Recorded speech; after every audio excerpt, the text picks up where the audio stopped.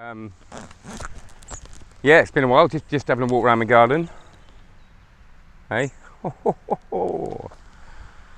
at the Carden Park Hotel, and I've just had a lovely run. Did a gig last night for a lovely company called Hoya, who are just great, really nice. 6 tables, you know, to go around 6 tables, not 38 in 2 hours, but 6. So that was lovely.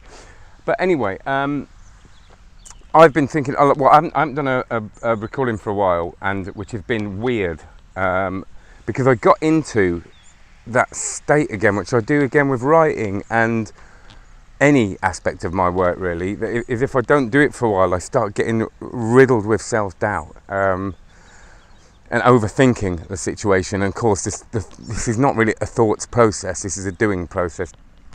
This is very much something that if I overthink, as everything I do, I start getting into a bit of a pickle about it. So with this, it was if I don't do one for a couple of weeks, I start thinking about what I'm going to say, and then I convince myself that I've got nothing to say. Some of you may be agreeing, of course, just seconds before you press stop. And also, you get into that cycle. And I think you do it with everything. The only thing that stops it in our work a lot of the time is that we have to then get out of that cycle because we have to go and get paid. So if I haven't done a close-up magic gig for a while, like the one I did last night, I start getting a little bit of self-doubt with that sort of thing. And then, of course, I have to go and do it because it's a book. And then by the time I turn up, everything's fine. But with stuff that you're sort of motivating yourself with, you have to be very careful not to let that actually stop you completely doing it. And that's the problem. And I've come out this morning and gone, actually, I've got quite a lot in my head at the moment. So the problem is I don't want to do a 19-minute ramble. But the thing I've been thinking about recently is this idea of, because the summer, you know, there's a lot of work I can't do because I'm with the kids, and it was full on. And every parent, the summer holidays is just like, for me, one of the most wonderful and challenging times. Just this idea that I'm in a routine. It's very hard for me to establish a routine, and I'm in a routine of work and getting up and stuff, and then all of a sudden you've got the kids 3 days a week, and of course there's no school, so usually even when I've got them, I've got that time from 9 till 3 to work or to do what I've got to do and to exit and do all that stuff, and all of a sudden that isn't there. Now I didn't have loads of work in August. I had a couple of festivals, so a couple of really lovely things, bit of a holiday with the kids and a little holiday with my partner, and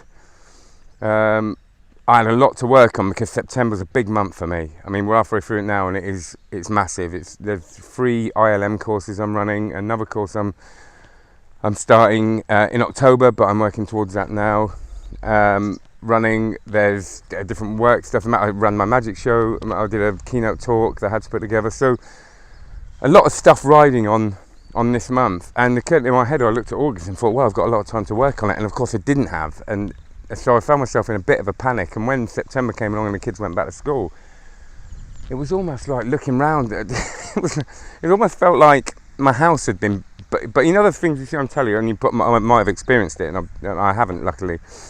But when you see people walk into the house when they got back on holiday, and there's just shit everywhere, and they've been burgled, and it's like someone's just ransacked the place, like properly, just everything's just a mess. And they're kind of looking around going, where do you start with that? Where do you start from going from I've just got back on holiday and I want to just sit down to that?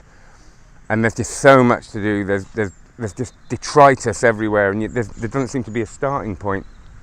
And I woke up from, when I came to September, it was like waking up from a holiday or walking in from a holiday and then just going, I just don't know where to start.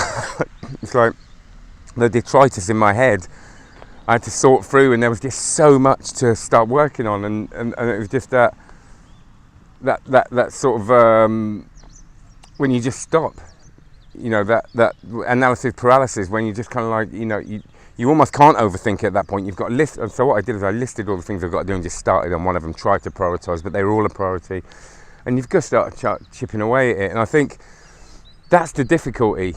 That's what I really struggled with, and it was. I'm not going to lie to you, it's really stressful, more stressful than it should have been, because actually when I did start, the idea of it was a lot worse than the reality, and I actually could get through it, and I got some support from my partner because there's a lot of admin to do for the ILM courses I'm running. And gradually you chip away at it and it sorts itself out, and you've got to kind of just stay in the moment and suss out what you're going to do every day. So I think this is sort of the start of now a bit of clarity for me. It's sort of the fog is starting to settle, you know, the dust is starting to settle, the fog's starting to clear, and I'm starting to be able to see, which is quite apt really, because I'm looking out at this now. Starting to be able to see really what I've got to do over the next few months. So like I said, two courses I've just launched, 3 courses this month, and some talks and all that. And now I'm kind of I'm into a rhythm again. I've thought most of the admin's looking after itself. I've got a clear idea of what I have to do, and part of that will be doing this, because it really is. It's really useful for me, and I got a lot of support from people. So my ask at the moment actually is, and this is it's quite important, and I didn't know how important it was, is to sort of go on YouTube and like the videos and subscribe if you want. And I didn't know how important that's, you know, you watch all these YouTube videos and everybody goes, please like and subscribe, and it is, because it's really the only feedback you get without the comments and the emails and stuff like that. But nobody's got time to constantly do that. Just that like and subscribe is like feedback. You know someone's listening to you.